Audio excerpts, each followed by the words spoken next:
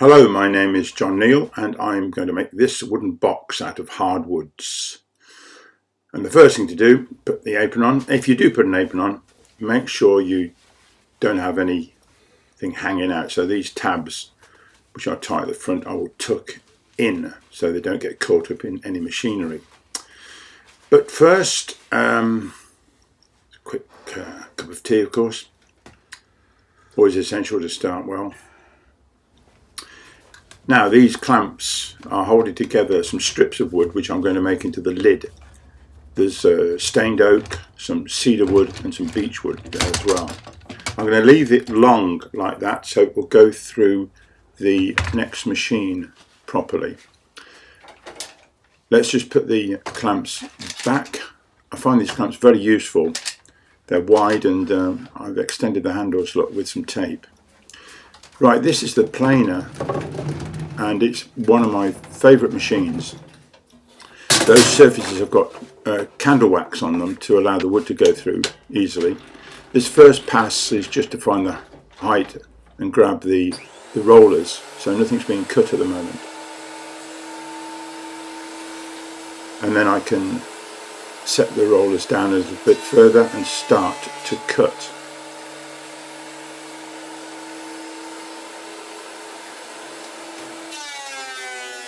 There we go. Do one side, take it down a few millimeters and then cut the other side as well. It is really satisfying using this machine to see the wood come out just absolutely smooth and perfect like that. Right, now we can trim the ends off using the miter saw. You'll notice I've made a fence to catch the smaller pieces, or support them at least. So that's one side, and I'm keeping it the same way up, so if there's any flare out on the bottom of the wood it's the same on both sides, but fortunately it's fine. You'll notice I'm throwing all the little bits of wood at the bottom on the floor where the other shavings went. Now I'm going to take this length of oak wood and cut a single saw cut along the bottom edge to take the floor, the base of the box. Just checking which side is best to go inside with respect to outside. It's important to rehearse all the bits, so got the push on the wood and keep it nice and safe. Now this is the plywood. It's birch ply and it's 3.6mm thick and it fits in that saw groove perfectly. It's a new blade actually. It happens to be just the right size. I'm now tilting the blade over to 45 degrees, which is pretty accurate, I have to say. You'll see later the joints look very good indeed. Now here's one of the two sledges I've got. This one, you'll notice, got two cuts on it. This is for the 45 degrees. It is possible to get these angles the wrong way around, so I just always mark them with a pencil just to make sure I know what I'm doing. Right, so this first one's got to start the miter 45 degrees off. So I'll just cut this one. And then I now need to, and this is important, that's always a surface to work back on, so wait until the blade has stopped, which is now, and then we can go to the surface of the saw and start marking out. So I'm now just going to get the length of the side relative to the lid. And they're marked across. And to get the two lengths exactly the same, I'll need to put a block on one end. And unfortunately I've got the pencil mark against the fence, which is a bit awkward, but we'll manage. Hold a block there. Now that held block could provide kickback, but the blade is in fact tilted away from it, so that's fairly safe. Right, now to reverse that miter cut, throw that bit away, and then cut one again exactly the same size. Now these two have got to be absolutely accurately the same, so we'll wait until the saw blade stops, put them together and just touch them on the surface to check they're exactly the same size. and measure them up against the lid. And they will look like that.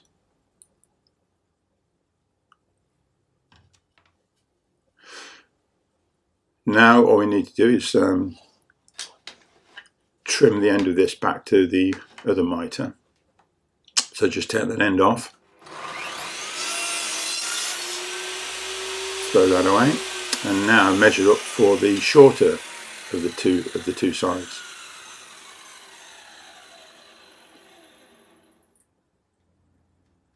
And again, just make a mark and clearly indicate which way the mitre's got to be cut. Put that in place and then set the block against it so I can do two of these shorter ones exactly the same. There's one, trim the end back, throw that bit away, turn it over, touch the block. And you use quite a bit of wood up for these processes, so make sure the length of wood to start with is pretty long. I just managed that quite well. Just waiting for the blade to stop. There we go. Now we can just line everything up and make sure it looks okay. So the groove for the base is at the top here, because the whole thing's upside down at the moment. And then that looks pretty good. Right, over to the bench, and let's put this together.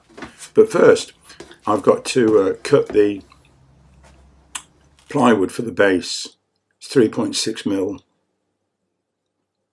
and it's a birch ply. It's a really nice piece of wood actually, but it's slightly too big, you'll find in a minute, so I'll have to cut it in half.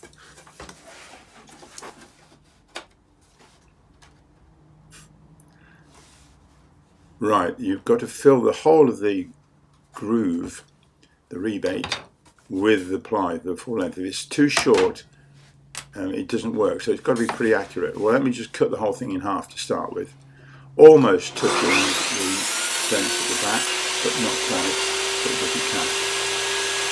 Right, having done that, and I like to get the grain going long ways in the box, line it up and keep the blade as low as you can get it. It doesn't need to be high. Right, let's just check that against that long side. And that looks pretty good. You can always put the side piece in as well if you want, just to check.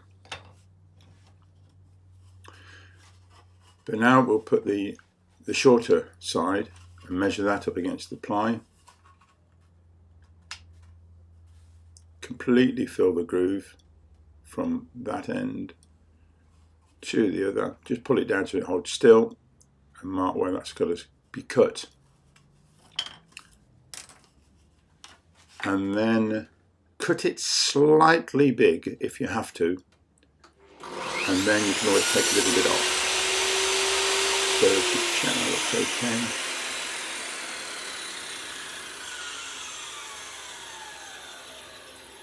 I think that looks pretty good as it is. Don't forget you can always cut a tiny piece off, you can't stick it back on.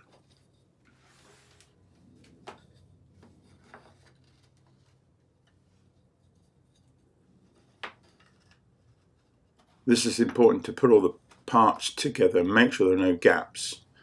If it's too small, you've got to start again.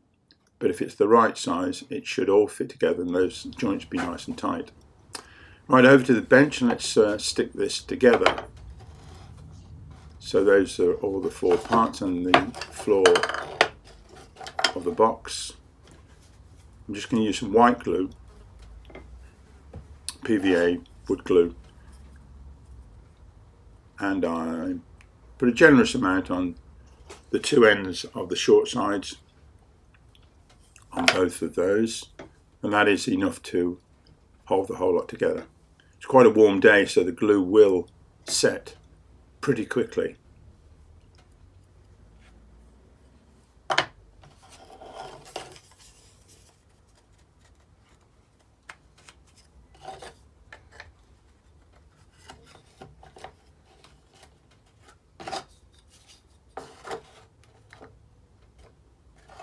Really pleased with those joints. They fit together really well on the corners. Right, hold it the right way up.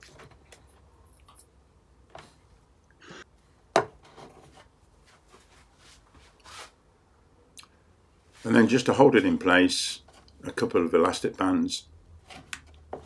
Actually sent away for these to get some decent bands. I've got a bag of them, which are very useful because after a while they deteriorate. You need to replace them. So 2 elastic bands is enough to hold this in place. They don't need a lot of pressure to hold the glue there. Now all I've got to do is make sure all the joints are in line. So I'll press these together here, there, make sure that one's okay. That one, it might be a little bit of squeeze out, which would be good, but the joints look very good. A little touch of sandpaper towards the end will be helpful. Now they move slightly, those joints, so I'm just going to square everything off. Make sure it's absolutely okay. This is important because if the lid goes back on, it's got to go back on either one way or the other. It can't fit one way because it's not completely square. Right, on with the lid now. I love the patterning on this wood when you stick all these together. On the long side, along with the grain, I'm now just going to use a small hand plane and take those edges off. There are other ways of doing this. You can sand it off, you can route it off with a rounded router, but I like to maybe do this. Having done this long with the grain, you can go across the grain and hopefully not take the edges away. Although that cedarwood on the edge is rather delicate, I have to say, it does split off. So do the long sides first. And this is the bottom, I'm not taking quite so much off. And I'll finish that off with sandpaper and or the random sander. Here it is. This is a very, very useful little bit of kit. It's very safe to use because you really can't hurt yourself with it. And you can put various grades of paper on it. And it does produce a beautiful finish. Right, that looks all okay. The proportions of the overhang are important to get those right to make the box look good. And then just finish off with a bit of hand sandpaper work. It's got a little bit of raw linseed oil on it, and you can start to see the finish I'm going to get, which is always a lovely part of the process. Finally getting the dust off and putting that on. And there we have it. The final box oiled up with some raw linseed oil. And you can see here that the lid has got an extra piece on the inside to lock it in the top, and it fits perfectly either way round, which is important.